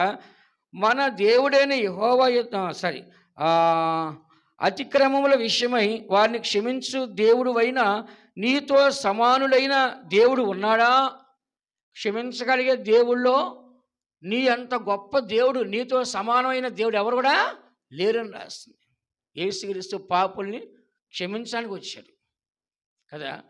సర్వలోక పాపానికి పరిహారం చెల్లించడానికి తద్రత్వాన్ని పరమాత్మని పుణ్యదాన బలియాగం చేయడానికి ఈ లోకానికే వచ్చినాడు. కానీ ఏ దేవుడు వచ్చి మనిషి కొరకు మరణించలేదు. ఏ దేవుడు కన్యక గర్భంలో పుట్టి ఆయన మరణించలేదు. వచ్చిన ప్రతి దేవుళ్ళు కూడా అనేకులు కూడా భూమి మీద కనపడుతున్నారు. కానీ యేసుప్రభు రావాలని ప్రతి గ్రంథం కూడా చెప్తూనే ఉంది. అలాగే యేసుప్రభు వచ్చాడు. అలానే కలవారిశిల్లో మరణించి పాపాలన్నీ కూడా ఏం చేశాడు? క్షమించాడు. అని కూడా చదువుతున్న దేవుడు అంట క్షమించే విషయంలో ఆయనకి సమానుడైన దేవుడే లేడంట. ఆయన కనికరం చూపుట యందు సంతోషముగా ఆయన కనికరం చూపిస్తాడు, నిరంతరం కోపించేవాడు కాడు. ఆయన మరలా మన యందు జాలిపడును, మన దోషములను అణిచివేయును, వారి పాపలన్నింటినీ సముద్రపు అగాధములో పడవేయను. కాబట్టి మరలా మన యందు జాలి పడుతున్నాడు. మరలా మన దోషాల్ని అణిచివేస్తాడు, మన పాపాలని సముద్రంలో పడవేస్తాడు. అందుకని ఈ సంవత్సరం అంతా దేవుడు మనతో తోడుగా ఉండాలంటే, దేవుడు మనల్ని విడవకుండా ఉండాలంటే, దేవుడి మీద కనికరం ఉండాలంటే, మన కదా దేవుడు మనల్ని కాపాడాలంటే మనం ఏం చేయాలంట? ప్రతి పాపాన్ని దేవుని సన్నిధికి ఏం చేయాలంట? ఒప్పుకొని విడిచిపెట్టాలి. అంటే ఏంటి? సంవత్సరం అంతా మనం క్లియర్గా ఉండాలి, ఏ పాపం లేకుండా. ఎప్పటికప్పుడు ఏం చేయాలంటే శుద్ధీకరించుకోవాలి. ప్రతిరోజు మనం ఎలా పళ్ళు కడుక్కున్నామో, ప్రతిరోజు ఎలా స్నానం చేసుకున్నామో, అలాగే ప్రతిరోజు కూడా దేవునికి సన్నిధిలో మన పాపాలను కూడా కడిగి వేసుకొని పరిశుద్ధంగా దేవుని సన్నిధిలో మనం కనపడినప్పుడు మాత్రమే దేవుని యొక్క కనికరం మన మీద ఉంటుంది. కనికరం కావాలా వద్దా? కనికరం కావాలని ఒకసారి హల్లెలూయా చెప్పండి. హల్లెలూయా. కనికరము గల నా యేసు ప్రభువా, కరుణలో సంపన్నుడా, కనికరము గల నా యేసు ప్రభువా, కరుణలో సంపన్నుడా, యుగ యుగములు నీ కృపకు మార్పు లేదయ్యా, యుగ యుగములు నీ కృపకు మార్పు లేదయ్యా, దీన హృదితో నీ కృపాసనమును చేరి తిని కృపకై, దీన హృదితో నీ కృపాసనమును చేరి తిని కృపకై. హల్లెలూయా. మన దేవుడు ఎవరంట? కనికరమ గల దేవుడు. కాబట్టి మనం దేవుని యొక్క కృపని యుగయుగములు కూడా మనం పొందుకోవాలి. ఆయన మార్పు లేని దేవుడు, ఆయన మనకు సహాయం చేసే దేవుడు. అందుకని మనము దేవుని యొక్క సన్నిధిలో మన తప్పిదాలు అన్నీ మనం ఏం చేయాలంటే దేవుని సన్నిధిలో మనం ఒప్పుకున్నప్పుడు దేవుడు మనల్ని ఏం చేస్తాడు? క్షమిస్తాడు. 1 తిమోతి రాసిన పత్రిక 1వ అధ్యాయము 12వ వాక్యం చూడండి ఒకసారి.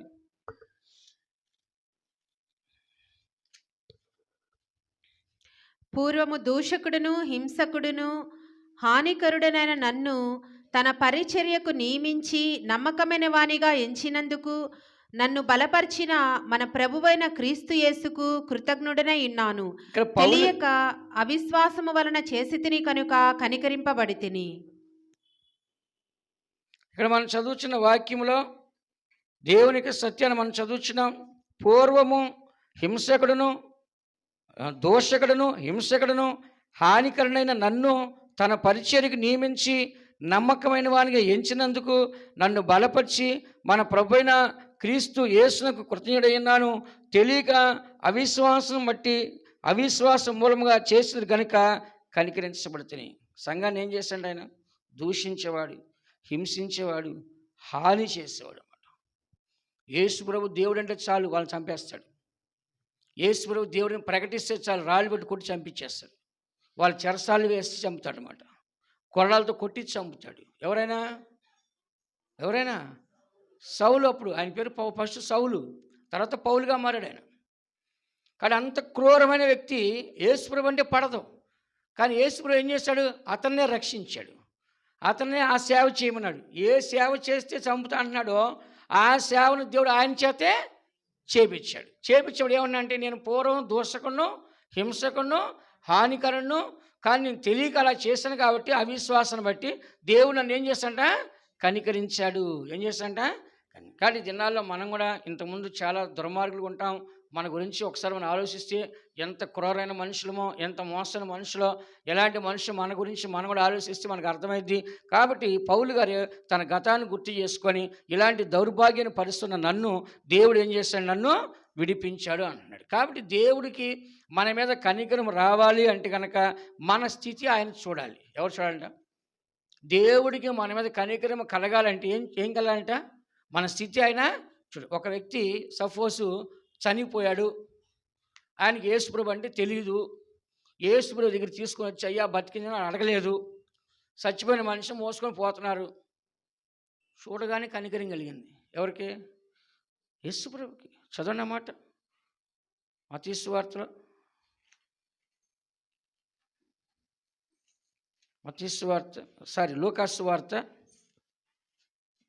లూకాసు వార్త 7వ అధ్యాయము 13వ వాక్యం. ప్రభువు ఆమెను చూచి ఆమె యందు కనికరపడి 7వ వద్దని ఆమెతో చెప్పి దగ్గరకు వచ్చి పాడెను ముట్టగా మోయుచున్నవారు నిలిచిరి. ఆయన చిన్నవాడా లెమ్మని నీతో చెప్పుచున్నాననగా ఆ చనిపోయినవాడు లేచి కూర్చుండి మాట్లాడసాగెను. ఆయన అతని తల్లికి అప్పగించెను. ఇక్కడ మనం 12వ వాక్యంలో ఆయన ఆ ఊరి యొద్దకు వచ్చినప్పుడు చనిపోయిన ఒకడు వెలుపలికి మోసుకుని పోబడుచుండెను. అతని తల్లికి అతడు ఒక్కడే కుమారుడు, ఆమె విధవరాలు. ఆ ఊరు జనులు అనేకులు ఆమెతో కూడా ఉండిరి. ఇక్కడ ఒక చిన్నవాడు చనిపోయాడు, ఆ తల్లికి ఒకే బిడ్డ. ఆ తల్లి కూడా ఎవరంట? విధవరాలు. ఇక ఆమె పిల్లలు లేరు. కాబట్టి యేసుప్రభు ఏం చేస్తాడంటే అయ్యో ఆమె విధవరాలు, ఉన్నది ఒకే ఒక కొడుకు అని చెప్పేసి దేవుడు ఏం చేస్తాడంట? ఆమె మీద కనికరపడి ప్రభు ఆమెను చూసి ఎవరి మీద కనికరపడ్డాడండి? విధవరాలి మీద కనికరపడ్డాడు, సచ్చిన శవం మీద కనికరపడ్డాడా? చెప్పండి. విధవరాలి మీద కనికరపడ్డాడు. ఎవరి మీద అంట?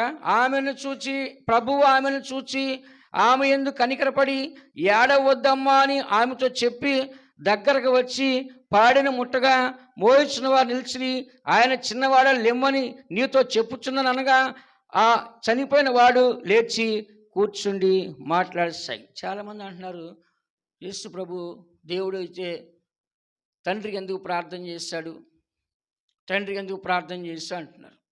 ఇప్పుడు దేవుడు మెస్సయ్యగా వస్తానని రాస్తుంది. ఆయన వచ్చాడు. ప్రతి సందర్భంలో తండ్రి నామలో ప్రార్థన చేయలేదు ఆయన. ప్రతి సందర్భంలో తండ్రి అని అడగలేదు ఆయన. ఇక్కడ ఏమని రాస్తుంది? చూశాడు, కనికరపడ్డాడు, దగ్గరకు వచ్చాడు, ఏమన్నాడు? చిన్నవాడ లెమ్మని నీతో చెప్పుచున్నా అన్నాడు. నేనే, దేవుడి పేరు చెప్పడు అక్కడ. చిన్నవాడా లే, నేనే చెప్తున్నా అన్నాడు. అంటే ఎవరి నామం అక్కడ? యేసు నామే కదా, యేసుప్రభు నామే కదా. కొంతమంది తెలియక రకరకాలుగా మాట్లాడుతున్నారు. అక్కడ ఆయన తండ్రిని గణపరచడానికి, దేవుని గణపరచక వాడాడు. కానీ ఇక్కడ ఏమంటున్నాడు? చిన్నవాడా నేను నీతో చెప్పుచాను లే అన్నాడు. అక్కడ యేసునామని చెప్పలేదు, తండ్రి నామని చెప్పలా, నేను చెప్తున్నా అన్నాడు. ఆయన ఎవరు? యేసుప్రభు. ఇప్పుడు మనం ఏంటంటే యేసుప్రభు మన దగ్గర లేడు కాబట్టి ఆయన నామలు యేసునామలో లే అంటున్నాం. మనం యేసునామలో ప్రార్థన చేస్తాం అంటున్నాం, యేసునామలో అడుగుచున్నాం అంటున్నాం. అన్నారా? కాబట్టి ప్రతి ఒక్కటి ఎవరిని వాడుకున్నాం మనము? దేవుణ్ణి. అలాగే ఇక్కడ కనికరి ఎవరిలో చెప్పండి? యేసు ప్రభులో. ఒక విధవరాలు, ఏమీ లేని ఒక దౌర్భాగ్యమైన పరిస్థితిలో ఉన్న ఒకే ఒక బిడ్డ కూడా చచ్చిపోయి ఆ శవాన్ని మోసుకొని చివరి క్షణాల్లో వెళ్తున్నప్పుడు యేసు ప్రభు ఆ ఊర్లో వెళుతూ ఆ శవాన్ని చూసి ఎవరు ఆమె అడిగినప్పుడు, అయ్యా ఈ ఊర్లో ఒక విధవరాలు, ఆమెకున్నది ఒకే ఒక కొడుకు, ఆ కొడుకు కూడా చనిపోయాడని చెప్పినాడు. వెంటనే ఆయనకి ఏం కలిగిందంట? కనికరం. దేవుణ్ణి వాళ్ళు అడిగారా లేకపోతే ఆయన కనికరం కలిగిందా? చెప్పండి. ప్రతిసారి మనం దేవుని అడగాల్సిన సమస్యలా. మనం దేవుని బిడ్డలుగా యథార్థంగా జీవిస్తే ఆటోమేటిక్గా దేవుడే మనల్ని ఏం చేస్తాడు? కనికరిస్తాడు. మనం అడిగి కొన్ని పొందుకుంటాము, అడగకుండా కూడా కొన్ని ఏం చేస్తాము? పొందుకుంటాం. దేనివలన? ఆయనకి. అంటే దేవుడు చూస్తున్నాడా చూడలేదా? దేవుడు తెలుసా తెలీదా? మన అవసరాలు దేవుడు తెలుసా తెలీదా? మీ తలంపు పుట్టక ముందు కానీ మీకు ఏది అవసరం మీ పరలోక తండ్రికి తెలుసు. కాబట్టి ప్రతి ఒక్కటి కూడా దేవుడు తెలుసు. మనం ప్రతిదీ శోధించి అడగాల్సిన అవసరంలా. ఏదైనా ముఖ్యమైన కార్యం ఉంటే దేవుని శోధించి అడగొచ్చు, కానీ ప్రతి విషయంలో కూడా మనం దేవుని శోధించే వారికి మనము ఉండకూడదు. అందుకని చదువుతున్న వాక్యంలో దేవుడు ఆమె ఎందుకు కనికరపడి చనిపోయిన శవాన్ని లేపాడండి. ఎవరు లేపాడంట? ఏదో చిన్న హెల్ప్ కాదండి, అది ఒక జీవాన్ని ఇచ్చాడు, ఒక ప్రాణాన్ని ఇచ్చాడు. పోయిన వారం మీకు చెప్పా, క్రిస్మస్ రోజు ఏం చెప్పాను? ఆయన మనిషిగా వచ్చేప్పటికి సర్వశక్తులు ఆయనలో ఉన్నాయి. మనిషిని స్వస్థపరచాకైనా, మనిషిని విడిపించాకైనా, మనిషిని బ్రతికించాకైనా అన్నీ ఉన్నాయి లేవు ఆయనలో. ఉన్నాయని చెప్పాను లేదా మీకు క్రిస్మస్ రోజు. కాబట్టి దేవుని బిడ్డ మనము ఇక్కడ ఆయన ఒక మనిషికి జీవాన్ని ఇస్తున్నాడు. దేని ద్వారా? ఆయన మాటలే నిత్య జీవం రాస్తుంది. ఆ మాట ఏమైందని చచ్చిపోయిన వాడు, చిన్నవాడా లెమ్మో అని నీతో నేను చెప్పుతున్నాను అంతే. ఆ మాట ఏమైందండి? అతనికి జీవాన్ని కలగజేసి ఆ మనిషి ఏమంట బ్రతికాడు. అది ఎంత అద్భుతం చెప్పండి. అది అద్భుతం. ఎంత అద్భుతం అది! చనిపోయిన వ్యక్తిని ఒక రోజు అయిపోయింది, తర్వాత తీసుకెళ్తారు. అందరూ చూసిన తర్వాత ఏడుచుకుంటూ సమాధులు పెట్టుకొని వెళ్తుంటే యేసుప్రభు దారి మధ్యలో ఆపి పాడిని ముట్టాడంట. దేని ముట్టాడంట? పాడిని ఇట్లా ముట్టి లే అన్నాడు అంతే. టక్కనే. అంటే ఇప్పుడు ఇదంతా దేని వల్ల జరిగింది కార్యం? ఇక్కడ చనిపోయిన వ్యక్తిని బ్రతికించగల కారణం ఏంటి? దేవుని యొక్క కనికరం. ఏమంటే చెప్పండి? దేవుని యొక్క కనికరం. అందుకని ఈ దినాల్లో నీకు ఏది కావాలన్నా నీ మంచితనాన్ని చూడొద్దు, నీ గొప్పతనాన్ని చూడొద్దు, దేవుని యొక్క కనికరము. ఎవరి కనికరం అంట? మన జీవితంలో ఒక కార్యం జరగాలంటే, దేవుడు ముందుకు వచ్చి మనకు మేలు చేయాలంటే దేవుడికి మన మీద ఏం కలగాలి చెప్పండి? కనికరము. అందుకని దేవుడు కనికరము గలవాడు గనుక నిన్ను చెయ్యి విడవాడు, నిన్ను ఎడబాయడు. విడవడు, ఎడబాయడు, నాశనం చేయడు, నిన్ను కాపాడుతాను అంటున్నాడు. ఏమన్నంట? కాపాడు. అందుకని జనం మన యొక్క వాక్యము, దేవుడు మనకి ఇచ్చే వాగ్దానము, ఆయన కనికరం గలవాడు, నిన్ను చెయ్యి విడవడు, నిన్ను నాశనం చేయడు. ఆయన పితరులు చేసే వాగ్దానం జ్ఞాపం చేసుకొని ఆయన ఏం చేస్తాడు? నిన్ను మరవడు అని చెప్తున్నాడు. అందుకని మనం ప్రతి దానికి కూడా మన మనుషుల దగ్గర పరిగెత్తుకుపోయి మన అందరికి మన బాధలు చెప్పుకుంటే ఏమన్నా వస్తుందా? తేలికైపోతాం. ఏమైపోతాంట? తేలికైపోతాం. కేవలంగా చూస్తారు మనల్ని. ఇలా వాళ్ళ సంగతి మాకు తెలుసురా, వీళ్ళ సంగతి మాకు తెలుసులే, వాళ్ళు ఎంత మాత్రం మాకు తెలీదా అనేసి మనం ఏం చేస్తున్నాం, కేవలంగా తేలిగ్గా చూస్తారు. కానీ మనం ఏం చేయాలంటే దేవుని సన్నిధిలో ప్రార్థన చేయాలి. అయ్యా నీ కనికరం కొరకు మేము కనిపెడుస్తున్నాం ప్రభా అని అడిగినప్పుడు దేవుడు ఎవరిని కనికరించాలో వాళ్ళు కనికరిస్తారు. మనం అడగాల్సిన అవసరం అంట దేవుడు తెలుసంట. ఎవరిని కరుణించాలో, ఎవరు కృప చూపించాలో, ఎవరిని కరుణించాలో ఎవరు తెలుసంట, దేవుడు తెలుసు. మనం అడగాల్సిన అవసరం, దేవుడు మనం చెప్పాల్సిన అవసరం. నిర్గమాకాండలో చూడండి, ఆ మాట చక్కగా రాస్తుంది. నేను ఎవరిని కరుణించాలో వాళ్ళనే కరుణిస్తాను. 34 అధ్యాయం, నిర్గమాకాండం 34 అధ్యాయం, 33 అధ్యాయం, నిర్గమాకాండం 33 అధ్యాయం 19 వాక్యం చదవండి. ఆయన నా మంచితనమంతయు నీ ఎదుట కనుపరచెదను, యెహోవాను నామమును నీ ఎదుట ప్రకటించెదను. నేను కరుణించి వాని కరుణించెదను, ఎవని యందు కనికరపడెదనో వాని యందు కనికరపడెదనెను. చూడండి, ఇక్కడ మోషే చెప్తాడు, నా మంచితనం అంతా నీ ఎదుట కనుపరుస్తాను. దేవుని యొక్క మంచితనం అంతా ఎవరు చూపించాడు? దేవుడు మోషేకు చూపించాడు. ఎవరు చూపించాడ? దేవుని యొక్క మంచితనం అంతా ఎవరు చూపించాడండి? మోషేకే చూపించాడు. కానీ ఇక్కడ దేవుడు మంచితనం అంతా మోషేకి చూపించిన తర్వాత ఆయన ఏమన్నంటే, నేను ఎవరిని నేను కరుణించు వారిని కరుణించేదను, ఎవని యందు కనికరపడదును వాని యందు దేవుడు ఎవరిని కరుణించాలనుకున్నాడో వాళ్ళనే కరుణిస్తాడు. ఎవరి యందు కనికరపడాలనుకున్నాడో వాళ్ళ యందే కనికరపడతాడు. లేకపోతే దేవుడు కనికరం మనకు దొరకదు. కాబట్టి మనం భూమి మీద ఉన్నప్పుడే కనికరాన్ని అడగాలి. చెప్పనందరూ, భూమి మీద ఉన్నప్పుడే కనికరాన్ని అడగాలి. పాపాలని, మన తప్పుదాన్ని మనం ఒప్పుకొని క్షమాపణ అడిగి కనికరాన్ని పొందాలి. సత్యం తర్వాత నన్ను కనికరించి ప్రభువా అంటే కనికరిస్తారా? సత్యం తర్వాత ఎవరు అడిగారండి? ధనవంతుడు పాతాల్లో కూర్చొని, తండ్రివైన అబ్రహామా నా ఎందుకు కనికరపడి ఆ లాజరుకి వేలు నీళ్ళలో పెట్టి నా నాలుగు పెట్టు అంటున్నాడు. అది అయ్యే పనేనా? నరకానికి నీళ్ళు వెళ్తాయండి. పోయినసారి చెప్పాను, నరకంలో 3000 నుంచి 4000 టెంపరేచర్లో పురుగులు పుడతాయి. అంత టెంపరేచర్ అక్కడ ఉండదు. అక్కడ ఒక డ్రాప్ వాటర్ వెళ్తే వెళ్ళేలోపు ఏమైపోతుంది? అది దారిలోనే చెప్పండి డ్రై అయిపోద్ది. ఆ డ్రాప్ అక్కడికి వెళ్ళేటప్పుడు ఏమైందండి? అది దారిలోనే ఆరిపోద్ది. ఆ మాట చదవమ్మా, లూకాసు వార్త 16వ అధ్యాయం, ధనవంతుడు లాజరు, దరిద్రుడు లాజరు స్టోరీ అమ్మా. లూకాసు వార్త 16వ అధ్యాయం 24. తండ్రివైన అబ్రహామా, నా యందు కనికరపడి తన వ్రేలి కొనను నీళ్ళలో ముంచి నా నాలుకను చల్లార్చుటకు లాజరును పంపుము. నేను ఈ అగ్ని జ్వాలలో యాతన పడుచున్నానని కేకలు వేసి చెప్పాను. ఇక్కడ కనికరాన్ని ఎక్కడ కోరుకున్నా ఆయన పోయి పాతాల్లో పోయి కోరుకున్నాడు. పాతాలు దొరికిద్దండి? చెప్పండి, పాతాల్లో కనికరం దొరికిద్దా? పాతానికి పోకముందే మనం కనికరాన్ని పొందుకోవాలి. చచ్చిన తర్వాత మన క్షమాపణ అడగవచ్చులే, బతికుండగానే మన ఇష్టానుసారి జీవించవచ్చంటే కుదరదు. బ్రతికుండగానే మన జీవితం ఏం చేయాలంట? సరి చేసుకోవాలి, మారు మనసు పొందాలి, పాపక్షమా పొందాలి, పశ్చాత్తాపడాలి, పాపాలు ఒప్పుకొని విడిచిపెట్టాలి. బ్రతికుండగానే మనం చేయాలి అని బ్రతికున్నంతకాలం మనం జీవించి చచ్చిపోయిన తర్వాత దేవునికి క్షమాపణ అడిగితే పరలోకానికి తీసుకెళ్తాంటే అది సాధ్యమేనండి? కాదు. కాబట్టి ఇక్కడ చదువుతున్నాం, పాతాళంలో ప్రార్థన చేస్తాడండి. అక్కడ ఎక్కడంట? బతుకున్నప్పుడు ప్రార్థన చేస్తే బాగుండేది, పాతాళానికి వెళ్ళేవాడు కాదు వాడు. బతుకున్నప్పుడు దేవుడు తెలుసు, దేవుడికి ప్రార్థన చేయలే, పాపాలు ఒప్పుకోలే. ఎప్పుడు ప్రార్థన చేస్తాడు? పాతాళానికి పోయిన తర్వాత ప్రార్థన చేస్తాడు. పాతాళం పోయిన తర్వాత ప్రార్థన చేస్తే ప్రార్థన ముందు చేస్తుంటే అసలు ఆ పాతాళానికి వెళ్ళేవాడు కాదు కదా, అవునా కదా? ముందే చేస్తుంటే ఆ పాతాళానికి వెళ్ళేవాడు కాదు. ఈ దినాల్లో చాలామందికి ప్రార్థన చేయడానికి బలహీనంగా ఉంటుంది, తినడానికి బలహీనం లేదు, పండుకోవడానికి బలహీనం లేదు, మాట్లాడడానికి బలహీనం లేదు, ఊరు తినడానికి బలహీనం లేదు, చర్చి రావాలంటే బలహీనము, ప్రార్థన చేయాలంటే బలహీనము, బైబిల్ చదవాలంటే బలహీనం.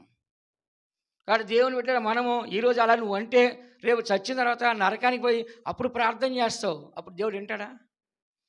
దేవుడు వింటాడా? నాయన కుదరదని చెప్పాడు అబ్రహాం. సరే ఓకే, నా పని అయిపోయింది, నేను నరకానికి వచ్చేసాను. నాకు ఇంకా 5 అన్నం ఉన్నారు, వాళ్ళ దగ్గర సువార్త చెప్పించిపోయి వాళ్ళకి రాకుండా చేయండి అన్నాడు. ఎవరితో? అబ్రహాముతో. అప్పుడు అబ్రహాం ఏమనంటే, కింద ప్రవక్తున్నానైనా వాళ్ళు చూసుకుంటారులే, నీలాగానే వాళ్ళు కూడా దేవుని మాట వినకుండా, వాక్యాన్ని లోబడకుండా, దేవుని మందిరం రాకుండా ఉంటే వాళ్ళు నరకానికి నీ దగ్గరికి వస్తారు నాయన, నువ్వేం భయపడాల్సిన అవసరం అని చెప్పాడు ఆయన. ఏం చెప్పాడంట? నువ్వేమీ భయపడాల్సిన అవసరము లేదు. అందుకని దేవుని బిడ్డలారా మనము బ్రతికి ఉండగానే, అందుకే బైబిల్ ఏం చెప్తుంది? పాతాళంలో నీకు స్తుతి కలగదు కదా అని రాస్తుంది. పాతాళం పోయి స్తుతిస్తాడండి? వాడి బాధ వాడు అరవటమే సరిపోద్ది వాడికి. వాడి బాధతో వాడు వేదన పట్టడమే సరిపోద్ది అక్కడ. వాడి బాధతో వాడు కేకలేయడమే సరిపోద్ది. అక్కడికి పోయి వాడు ప్రార్థన చేస్తాడా? స్తోత్రం చేస్తాడా? చేసినా దేవుడు దాన్ని అంగీకరిస్తాడా? చెప్పండి. చచ్చిపోయిన తర్వాత, నరకానికి పోయిన తర్వాత శిక్షలు అనుభవిస్తూ అగ్నిలోంచి చేసే ఆ స్తుతి దేవుడికి కావాలా? ఆ ప్రార్థన దేవుడికి కావాలా? అవసరం లేదు దేవుడికి. బ్రతికుండగానే ప్రార్థన చేయాలి. ప్రార్థన ఒక పవిత్రంగా ఉండాలి. స్తోత్రం ఒక పవిత్రంగా ఉండాలి. అందుకే బైబిల్ చెప్తుంది, మనుషులు అనేకులు కూడా దేవుని స్తుతిస్తారంట, కానీ హృదయం దూరంగా ఉందంట. ఎలా ఉందంట? పైకి మాత్రం ఏం చేస్తారు? స్తోత్రం చేస్తారు, కానీ హృదయం మాత్రం ఎలా ఉందంట? దూరం. కాబట్టి దేవుడికి ఏదో నటించే వాళ్ళు పనికిరాదండి. నేను మీకు చెప్పాను స్టార్టింగ్, నటించేది దేవుడికే పనికిరాదు. ఎలా ఉన్నారు దేవుడు? మనము జెన్యూన్గా, ఒరిజినల్గా, నేచురల్గా ఉన్నది ఉన్నట్టుగా మనము ఉండాలి. కాబట్టి కొంతమంది ఏమంటారంటే, మనం ఉన్నది ఉన్నట్టు మాట్లాడితే ఊర్లోంచి ఎల్లగొట్టేస్తారండి, ఉన్నది ఉన్నట్టు మాట్లాడితే మనతో ఎవరు కలవరండి, ఉన్నది ఉన్నట్టు మాట్లాడితే మన దగ్గరికి ఎవరు రారండి అంటారు. కానీ నువ్వు నిశ్చయితగా ఉండు. ఎవరిని వెనకాల రాపోయినా పర్లా. నువ్వు పరలోకానికి వెళ్ళాలంటే ఏం చేయాలంట? మాట మీదే ఉండాలి. దేవుడు ఎలా ఉన్నాడంట? కనికరం గలవాడు. చెప్పండి అందరూ, ఎలా ఉన్నాడు ఆయన? కనికరము. అందుకని ఇక్కడ మనం చదువుతున్నాం, ఆయన కనికరం గలవాడు కాబట్టి చెయ్యి విడిచిపెట్టలేదు, నాశనం చేయలేదు, ఆయన మనల్ని మర్చిపోలేదు. అలాగని మనం అతిక్రమాలు మనం ఏం చేయాలంట? ఒప్పుకొని విడిచిపెడితే ఏం చేస్తాడు? కనికరం. కాబట్టి దేవుడు కనికర పడే విషయంలో, క్షమించే విషయంలో ఆయనకు సమానమైన దేవుడు ఎవరు కూడా లేరు. కృపా క్షమాపణ గల దేవుడు కనుక ఆయన మనల్ని ఏం చేయాలంట? నాశనము చేయకుండా కృపా క్షమాపణ కలిగించాడు. ఏం కలిగించంట? కృపను బట్టి ఏం చేస్తాడంట? క్షమాపణ కలిగించాడు. ఆయన కృప లేకపోతే క్షమాపణ కలిగించేవాడు కానే కాదు. అలాగనే మనం చదివినాము, మీ తండ్రి పరలోకల తండ్రి కనికరం గలవాడు కనుక మీరు కూడా కనికరం గలవారే. దేవుని కనికరాన్ని ప్రతి విషయంలో మనం కోరినట్లుగానే ఇతరులు కూడా మనం ఏం చేయాలి? కనికరాన్ని చూపించాలి. మనం ఏం ప్రార్థన చేస్తాం? ప్రభువా నన్ను కనికరించయ్యా, అయ్యా నన్ను కరుణించయ్యా, నేను పాపిని, నన్ను కరుణించయ్యా అని మనం ప్రార్థన చేస్తాం. బాగానే ఉంది. కానీ ఎదుటి మనిషికి మనం మాత్రము క్రూరముగా, గంభీరముగా, కఠినముగా, గర్వముగా, అహంకారంగా మనం ఏం చేస్తామో మాట్లాడతాం. మనలో అది లేదు. మనకు మాత్రం దేవుడు కనికరము కావాలి, మనలో మాత్రం అది లేదు. అందుకే దేవుడు అంటే, మీ తండ్రి పరలోకంలో కనికరం గలవాడు కాబట్టి మీరు కూడా ఎలా ఉండాలి? కనికరం గలవారుగా ఉండాలి. కనికరం ఉంటే మన నిర్మూలన కానే కాము, శిక్ష రానే రాదు. ఎప్పుడైతే కనికరం గలవారు ఉంటున్నామో నిర్మూలన కాము, శిక్ష మనకే రాదు. అందుకని దేవుని బిడ్డ మనము, పౌలు గారు కూడా దోషకుడు, హింసకుడు, హానికరుడు అయిన వాడు దేవుడు ఆయన ఎందుకు అనుగ్రహించంటే, ఆయన నేను తెలియక చేస్తాను ప్రభా నన్ను క్షమించి అడిగాడు. అలాగే మనం కూడా మన జీవితంలో ఏ తప్పు చేస్తారే, తెలిసి చేసినా ప్రభా నేను తెలిసే చేశాను, తెలివి చేస్తే ప్రభా నేను తెలివి చేస్తాను, ప్రతి ఒక్కటి కూడా దేవుని సొంత ఒప్పుకొని విడిచిపెట్టినట్లయితే దేవుడు కనికరిస్తాడా లేదా? అందరి కళ్ళు మూసుకొని వచ్చే వారం తెలుసుకున్న మిగతా విషయాలు. దేవుడు మనకి ఇచ్చిన వాగ్దానం, నీ దేవుడు యెహోవా కనికరం గలవాడు కనుక ఆయన నేను చేయవిడు అని చెప్తున్నాడు. కాబట్టి దినాన్ని మన గొప్పతనం కాదు, మన మంచితనం కాదు. ఈ సంవత్సరం అంతా కూడా దేవుడు మనతో ఉండాలంటే, దేవుడు మనల్ని విడవకుండా ఉండాలంటే, మన పాపములు, మన తప్పిదాలు, మన క్షమాపణలు అన్నీ కూడా మనం దేవుని కోరుకోవాలి. అతిక్రమాలను మనం విడిచిపెట్టాలి. దేవుని స్థలం మనం తగ్గించుకొని, అయ్యా నేను పాపిని అని మనం దేవుని స్థలం ఒప్పుకొని, మన తప్పిదాలు, పాపాలు ఎప్పుడు విడిచిపెడుతున్నామో దేవుడు మనల్ని క్షమించి, దేవుడు మనల్ని కరుణించి ఆయన మనల్ని పరిశుద్ధపరుస్తున్నాడు. అలాగే దేవుడు పరలోకంలో కనికరం గలవాడు కాబట్టి మనం కూడా కనికరం గలవారు ఉంటే, కనికరం గల దేవునితో మనం కూడా ఎల్లప్పుడూ ఉంటాము, మనం నశించిపోము. అలాంటి కనికరాన్ని మనం పొందుకున్నప్పుడే ఆ పరలోక రాజ్యంలో దేవునితో మనం కనబడుతుంటాం. చనిపోయిన తర్వాత దేవుని యొక్క కనికరాన్ని కోరుకుంటే అది మనకు దొరకదు. బ్రతికి ఉండగానే దేవుని యొక్క కనికరాన్ని మనం కోరాలి. మనం సజీవులు ఉన్నప్పుడే మారు మనసు పొందాలి, పాపక్షమ పొందాలి, బాప్తిస్తాన్ని పొందాలి, పరిశుద్ధాత్మ అభిషేకాన్ని పొందాలి. దేవుని కొరకు వాక్యానికి లోబడి చెడు కార్యాలు విడిచిపెట్టి దేవుని కనికరాన్ని పొంది ఒక మంచి వారికి మనం మార్చబడినప్పుడే ఆ పరలోక రాజ్యం మనం కనబడుచున్నాం. ఆయన కృపా క్షమాపణ గల దేవుడు, కరుణా కటాక్షం గల దేవుడు, కరుణా కనికరం గల దేవుడు. ఎవరిని కరుణించుదునో వారినే కరుణిస్తాను, ఎవరి ఎందుకు కనికరపడుతునో వారి ఎందే కనికరపడతా అన్నాడు. ఈ దినాల్లో మరి మనం దేవుని యొక్క కనికరాన్ని పొందాలి, దేవుని యొక్క కరుణ మనం పొందాలి. ఇలా కూడా దేవుని యొక్క కోపము, ఉగ్రత మన మీదకి వస్తే మనం నశించిపోతాం, నరకానికి, అగ్నిలోనికి, పాతాళం వెళ్ళిపోతుంటాం. అలాంటి దౌర్భాగ్యని పరిస్థితికి వెళ్లకుండా దేవుడు ఎట్టి వారినైనా నిరాశ చేసుకోకుండా అందరికీ కరుణించి కనికరించేవాడున్నాడు. మనం కూడా ఎట్టి వారిని చూసి నిరాశపడకుండా ఎల్లప్పుడూ మనం కనికరించి, మనం దేవుని ద్వారా కనికరాన్ని పొంది, ఆ కనికరాన్ని మనుషులు చూపించి, మనం ఎలాంటి చెడు కార్యం చేయకుండా కనికరం ద్వారా మంచి కార్యాలు చేసి మంచివారిగా జీవించకు దేవుడు మనకు సహాయించను గాక. దేవుడు మనల్ని ఆశీర్వదించును గాక. ఆమేన్. కరుణ సంపన్నుడా ప్రియ ప్రభువా, కరుణ చూపితివి దీనునిపై. కరుణ సంపన్నుడా ప్రియ ప్రభువా, కరుణ చూపితివి దీనునిపై. నశించిపోకుండా నన్ను కాచితివి దేవా, నీ వాత్సల్యతకు కృతజ్ఞుడను. నశించిపోకుండా నన్ను కాచితి